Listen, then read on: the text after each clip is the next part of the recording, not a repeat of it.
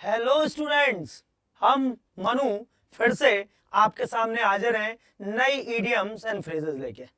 जैसा कि आप अच्छे से याद कर रहे हैं, आपके रिस्पॉन्स बहुत अच्छे आ रहे हैं और हमें खुशी है कि आप अपने सिलेक्शन की ओर बहुत तेजी से आगे बढ़ रहे हैं। हमेशा ध्यान रखें, खासकर हिंदी मीडियम स्टूडेंट्स के लिए इंग्लिश एक बहुत ही बुरे सपने जैसा होती है। उनका एग्जाम भी एक बुरे सपने जैसा होता है क्योंकि इंग्लिश में उन्हें कुछ समझ में नहीं आता और उसका सबसे बड़ा कारण होती है ईडियम्स एंड फ्रेजेस। अगर इस पे आपने अच्छी कमांड कर ली तो 100% है कि कट ऑफ तो छोड़िए, आप बहुत ऊपर तक एग्जाम में स्कोर कर पाएंगे। तो फिर शुरू करते हैं आज की ईडियम्स एंड फ्रेजेस। सो आज जो फर्स्ट ईडियम्स है हमारी, जो आज फर्स्ट ईडियम है वो है die in harness. Die in harness का मतलब क्या होता है भाई? सेवा में रहते रहते ही प्राण त्याग देना, काम करते करते ही इस दुनिया को छोड़ देना, उसी को कहते हैं die in harness, to continue occupation till death. ठीक है, तो यहाँ पे अपन ध्यान रखेंगे डाई इन हार्नेस। तो जब किसी की मृत्यु उसके पद पे रहते ही हो जाती है, कोई भी आप पद पे रहते ही मृत्यु को प्राप्त हो जाता है तो उसे कहते हैं डाई इन हार्नेस। तो आपने देखा होगा कई बार बहुत सारे व्यक्ति, बहुत सारे ऑफिसर अपने पद पे रहते ही इस दुनिया से अलविदा कह देते हैं, तो उन्हें बोलते हैं ही डाइड इन हार्नेस इन 1969। उसकी मृत्यु 1969 में हुई। डाई इन हार्नेस का मतलब है पद पे रहते ही उसकी मृत्यु हो गई, काम करते करते ही उसकी मृत्यु हो गई। ठीक, चलिए आगे बढ़ लेते हैं। फिर नेक्स्ट है cry for the moon. Cry for the moon का क्या मतलब होता है? क्राई फॉर द मून का मतलब होता है ऐसी ऐसी चीज के बारे में, ऐसी चीज की उम्मीद करना जो आपकी पहुंच से बाहर हो, आप उसके लिए अभी कोशिश कर सकते हैं लेकिन उसे पाना असंभव सी बात है, उसे बोलते हैं cry for the moon. The a poor person cry for the moon because he demanded a BMW। तो एक गरीब व्यक्ति एक असंभव सी बात कर रहा है क्योंकि वो BMW पाने की चाहत कर रहा है। तो यहां पे हम ध्यान रखेंगे कि भाई ये क्या हो गया उसके लिए? क्राई फॉर द मून हो गया। बिना पढ़े आप अगर एग्जाम निकालना चाहते हैं तो ये असंभव सी बात है। क्राई फॉर द मून है, पहले मेहनत कीजिए, उस लायक बनिए, तब असंभव को संभव आप कर सकते हैं। उसके बाद फिर है इन the teeth of. In the teeth of means क्या होता है? कठिनाइयों के बावजूद, बड़े विरोध के बावजूद, जैसे आर्टिकल 370। ठीक है, आर्टिकल 370 आपने देखा होगा भी वक्फ एक्ट जो लेके आई थी गवर्नमेंट, तो ये पूरा का पूरा इनडायरेक्ट अपोजिशन है, बहुत विरोध और कठिनाई के बावजूद पास किया। So it was pass in the teeth of, मतलब बड़े विरोध के बाद पास हो पाया। Next, have a narrow escape. Have a narrow escape का मींस क्या होगा? इसका मतलब होता है भाई खतरे से बाल बाल बचना, बड़े ही तरीके से बड़े ही नैरो स्केप कर जाना, बाल बाल बच जाना। जैसे ही just manage to avoid danger और ट्रबल। तो यहां पे क्या हो गया? I had a narrow escape from that place, बड़ी मुश्किल से उस जगह से मैं बच के आया। हाँ, ठीक। Next, halcyon days. Halcyon days means क्या होता है? तो यहां पे हम ध्यान रखेंगे हेल्कन डेज मींस क्या होगा? हेल्कन डेज मींस होता है बड़े ही शांति, बड़े ही खुश नसीब वाले दिन, जब हम बहुत ही शांत हुआ करते थे, जैसे हमारे चाइल्डहुड डेज, जैसे हमारे स्कूल डेज। स्कूल डेज में हमें लगता था कि लाइफ कॉलेज वाली बहुत अच्छी है, नौकरी वाली बहुत अच्छी है, लेकिन अब आपको पता चल रहा होगा कि लाइफ जो स्कूल डेज की थी, इट वॉज हेल्कन डेज, वही थी सबसे अच्छी। क्योंकि कॉलेज में आके और उसके बाद जॉब के लिए कोशिश करते हुए और उसके बाद जॉब पाने के बाद तो लाइफ बहुत बदल जाती है। तो यहां पे हम ध्यान रखेंगे it is called halcyon days. Added fuel to the fire. Added fuel to the fire मतलब यहां पे हम ध्यान रखेंगे कि added fuel to the fire का मतलब होता है आग में घी डालना, मतलब बुरे को बदतर कर देना, बद को बदतर कर देना, उसके लिए आएगा added fuel to the fire. तो the irresponsible comments of Donald Trump added fuel to the fire of India and America relation. तो जैसे रिस्पॉन्सिबल वो बयानबाजी कर रहे हैं, वो आग में घी डालने वाली बात हो रही है वहां पे। Next, pin money. Pin money important है and what's we know about pin money. Pin money मतलब क्या होता है? जैसे बच्चों को पॉकेट मनी मिलती है, ऐसे ही महिलाओं को जो गृह कार्य के लिए, जो घर खर्च के लिए पैसे दिए जाते हैं, it is called pin money, personal use allowance. खासकर महिला को ध्यान रखेंगे, खासकर जो महिलाओं को पैसा मिलता है, जो पापा मम्मी को पैसे देते हैं घर खर्च के लिए, उसे पिन मनी बोला जाता है। ठीक,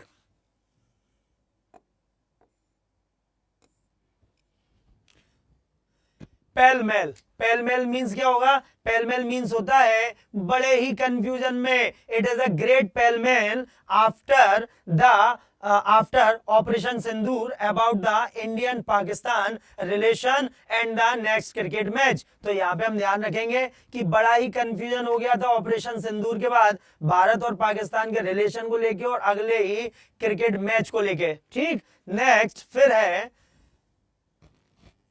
whistle in the dark. Whistle in the dark का क्या मतलब होता है? विसल इन द डार्क का मतलब होता है अपने डर को छुपाना, अपने डर को किसी और के सामने कवर करना। तो उसे बोलेंगे whistle in the dark.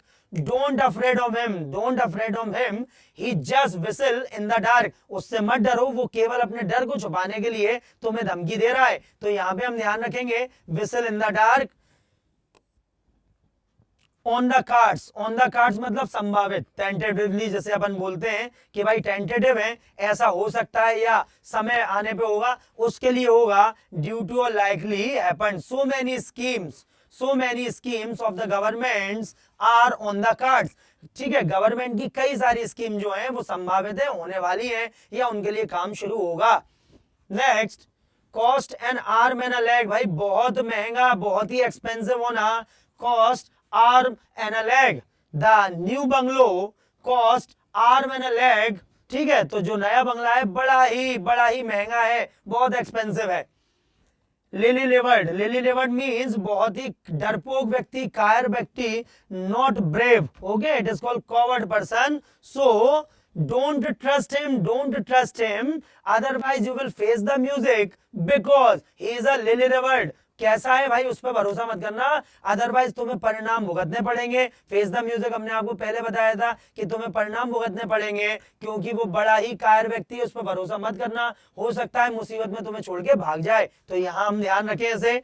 Tie up in the knots, tie up in the knots means क्या होता है? बड़े ही कंफ्यूजन में पड़ जाना, अपनी ही बातों में उलझ जाना, उसी को बोलते हैं tie up in the knots. ठीक है, a good teacher doesn't tie up in his notes. जो भी अच्छा टीचर है वो अपनी ही बातों में नहीं उलझेगा, वो डिस्क्राइब करेगा आपके सामने सही चीजें, सही तरीके से सरल बनाएगा उन्हें। Okay, next, to kick the bucket. To kick the bucket मतलब होता है टू डाई, किसी का स्वर्ग सजाड़ जाना, किसी का अपने शरीर को छोड़ जाना, अर्थात किसी की मृत्यु हो जाना। He kicked the bucket last year in an accident. उसकी मृत्यु हो गई थी पिछले साल एक एक्सीडेंट में, तो it is called kick the bucket.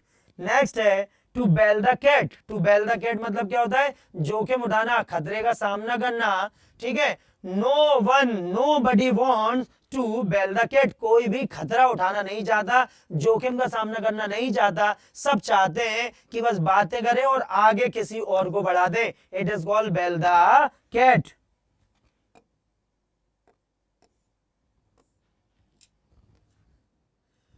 A storm in a teacup, a storm in a teacup मतलब बात का बतंगड़ बना देना, कोई बात नहीं होती। ट्रिवियल मैटर्स, ट्रिपल मैटर्स जो रहते हैं उन्हें ही बड़ा चढ़ा देना, फालतू में टेंशन क्रिएट करना, उसके लिए आता है क्या? A storm in the teacup. Okay, everyone hates Sunil because he always makes a storm in a teacup। Sunil को कोई भी पसंद नहीं करता क्योंकि वो हमेशा बात का बतंगड़ बनाता है। तो यहां हम इस बात का ध्यान रखें। ये हो गया a storm in a teacup। Rule the roost, rule the roost मतलब डिसीजन लेना, चार्ज होना किसी चीज के लिए, उसके लिए आएगा rule the roast. Okay, everyone wants rule the roast. तो भैया हर कोई चाहता है कि वो इंचार्ज बन जाए, लेकिन जब परेशानी आती है तो सब भाग जाते हैं वहां से। तो it is called rule the roost.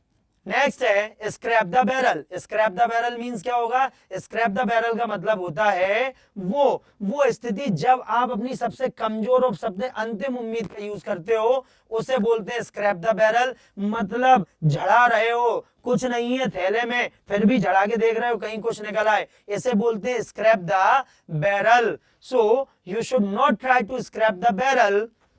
So please work hard. आपको स्क्रैप द बैरल नहीं करना चाहिए, आप मेहनत कीजिए जिससे वहां तक नौबत ना पहुंचे। तो यहां पे हम ध्यान रखेंगे scrap the barrel. A dime a dozen मतलब बहुत ही आम, बहुत ही नॉर्मल, बहुत ही कमजोर, उसके लिए आएगा डाइम इन डोजन। और your idea is a dime a dozen, so I don't want to apply it.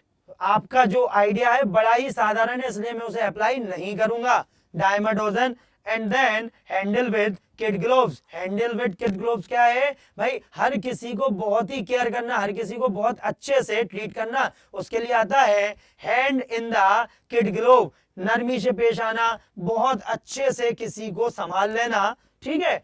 I always handle I always handle everyone with kid glove. मैं हमेशा हर किसी को बहुत अच्छे से मैनेज करता हूं, अच्छे से ट्रीट करता हूं।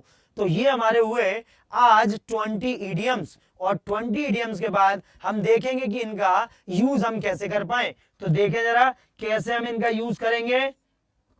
और आप ध्यान रखें, अगर आप इनका नोट्स बनाते हैं तो 100% है कि पेपर में आप बहुत अच्छा स्कोर करने वाले हैं। तो देखें, the old man prefer to die in harness than lead a rested life. तो भैया ओल्ड मैन जो है उसने वो प्रेफर कर रहा था कि वो काम करते करते अपनी गतिशीलता में ही अपने प्राण त्यागे। So it is called to continue an occupation till death. Cry for the moon, cry for the moon का क्या मतलब होता है, इसका मतलब होता है टू डिजायर द अटेनेबल, ठीक है, मतलब ऐसी अनअटेनेबल, मतलब ऐसी चीज जो मुमकिन नहीं है। The abrogation of article 370 was achieved in the teeth of tough resistance. देखिए ऐसा ही एग्जांपल अभी हमने आपको जब हम बता रहे थे इन द टीथ ऑफ, उसके लिए दिया था कि आर्टिकल 370 और वक्फ एक्ट पास करवाना बहुत टेढ़ी खीर था। तो यहाँ पे हो जाएगा इनडायरेक्ट अपोजिशन। उसके बाद है have a narrow escape. Have a narrow escape का क्या बताया था भाई, just manage to avoid danger और ट्रबल, है ना, बहुत ही बारीक से खतरे से बच के निकल आना, उसके लिए आ रहा था क्या, have a narrow escape. Select the most appropriate idiom for the underlined words. The childhood days are halcyon days of our life. देखिए बिल्कुल ऐसे ही बताया था कि बचपन के दिन बड़े सुहाने थे, बड़े सुहावने थे, उनमें आता था मजा जब गर्मियों की छुट्टियों में मामा के यहाँ जाते थे और सारे कच्चा नींबू कजन हमारे पास आते थे। तो वो था एक समय जब हम लोग एंजॉय करते थे। तो इट इज कॉल्ड क्या है, peaceful days. When he made fun of the sage who was already infuriated, it added fuel to the fire. तो भाई उसने जब साधु, सेज मतलब साधु, साधु का मजाक बनाया जो पहले से गुस्से में था, इस वजह से इसने आग में घी डालने वाला काम किया। तो made a bad situation worse. Next है select the most appropriate. Sorry, my mother ask my father to increase her pin money. देखिए बोला था महिलाओं को जो जेब खर्च दिया जाएगा उसे ही हम क्या बोलते हैं, तो it is called personal use allowance, pin money बोलेंगे। और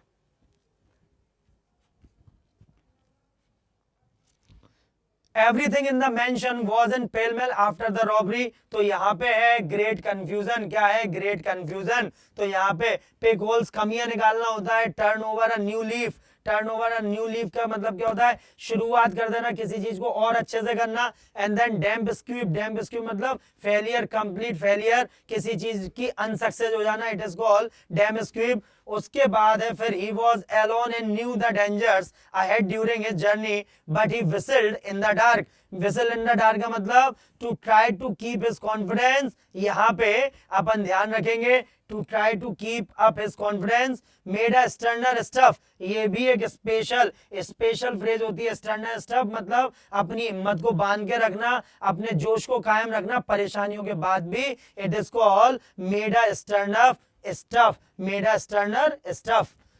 नेक्स्ट है Nitish promotion is on the cards. Nitish promotion मतलब है संभावित है कि ऐसा हो जाएगा, तो ड्यू टू और लाइकली टू हैपन। तो यहां पे हम ध्यान रखें इसे। उसके बाद फिर cost and arm and leg, तो इसका क्या मतलब होगा, ये होगा very expensive, very expensive. Lily livered बताया था कि भाई जो डरपोक व्यक्ति है उसे लिली लिवर्ड कहा जाता है। Puja tried to explain the problem but soon ही she tied herself in the knots. तो हमने आपको बताया था जो खुद अपनी बातों में उलझ जाए, become very confuse when you are trying to explain something, यहाँ पे आ जाएगा ये। उसके बाद टू किक द बकेट मतलब है ना स्वर्गवास हो जाना, किसी का इस दुनिया को छोड़ के चला जाना।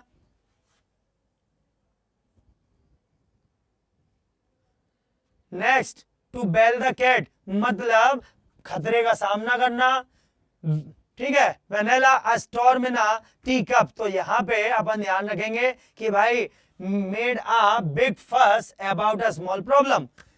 नेक्स्ट है today the countries nationals rule the roast and hand out the job, तो रूल द रोस्ट मींस क्या होगा, टू बी इन चार्ज, है ना, किसी चीज को अपने कंट्रोल में रखना, सारे फैसले लेना। और एक और यहाँ पे हैंड आउट द जॉब मतलब, ठीक है, काम और जिम्मेदारियां अपने लोगों को ही देना, अपने जान पहचान वालों को ही देना, उसे बोलते हैं hand out the job. Then है scrap the barrel, scrap the barrel means क्या होगा, स्क्रैप द बैरल का मतलब होगा अपने सबसे कमजोर और लास्ट रिसोर्सेज स्रोत का प्रयोग करना, क्योंकि बाकी सारी चीजें आपके पास नहीं बची हैं, तो उन्हें हम ध्यान रखें। उसके बाद फिर next a dime a dozen, a dime a dozen means क्या होगा, अ डाइम अ डजन का मतलब होता है बहुत ही कॉमन, बहुत साधारण। तो यहाँ पे हम ध्यान रखें, her ideas were worth the dime a dozen and didn't impress the boss, तो देखिए उसके जो आइडिया थे वो बड़े साधारण थे और बॉस इंप्रेस नहीं हुए। Handle with kid gloves, handle with kid gloves means क्या है, यहाँ पे हम ध्यान रखेंगे किसी को बहुत अच्छे से ट्रीट करना, तो उसके लिए आ जाएगा हैंडल विद किड ग्लोव्स। तो देखा स्टूडेंट्स, आज हमने करी है 20 इडियम्स, और ये इस वीक की लास्ट वीडियो है इडियम्स का। अब हमारी मुलाकात मंडे को होगी, जब तक आप इन्हें अच्छे से रिवाइज कीजिए, प्लेलिस्ट में जाके पूरे वीडियोस देखिए, उनके नोट्स बनाइए और उन्हें अप्लाई कीजिए। आने वाले समय में हम आपको इनके क्वेश्चंस की एक सीरीज भी चलाएंगे, जिसमें आप हमें क्वेश्चन कर करके बताएंगे। तो जब तक अपना ध्यान रखिए, पढ़ते रहिए, बढ़ते रहिए। जय हिंद, जय भारत।